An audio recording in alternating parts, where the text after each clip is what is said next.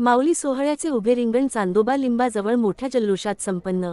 लोणंद येथून 1.5 दिवसाच्या मुक्कामानंतर जुलै 16 रोजी दुपारी कैवल्य साम्राज्य संत श्रेष्ठ ज्ञानेश्वर महाराजांच्या पालखी सोहळ्याचे प्रस्थान तरडगाव कडे जाताना पुरातन चांदोबाचा लिंबाजवळ उभे रिंगण 4 वाजता शुभारंभ होऊन 4:30 वाजता संपन्न झाले। अश्व धावताना लाखोच्या डोळ्यांच्या नजरा लागून राहिल्या होत्या। याची देही याची डोळा नेत दीपक दृश्याने भाविक भक्त प्रसन्न झाले। या ठिकाणी जिल्ह्यातील अधिकाऱ्यांच्या मार्गदर्शनाखाली पोलीस चोख बंदोबस्त होता। बातमीसाठी श्री दिलीप वाघमारे, लोणंद। मुख्य संपादक शौकत शेखर।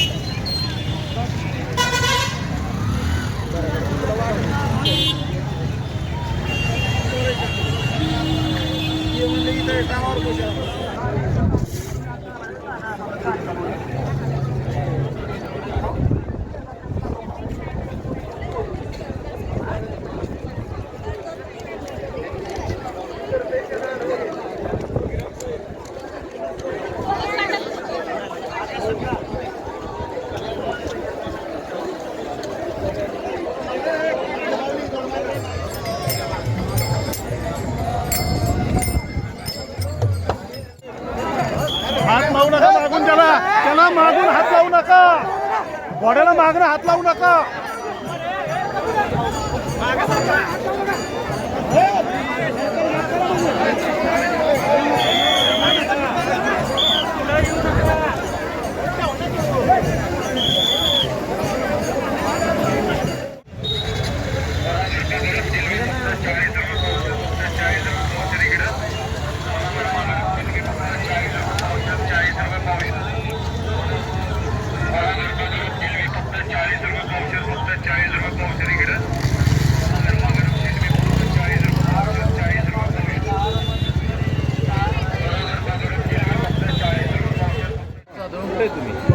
तहसीलदार खंडाळा तुम्ही कुठे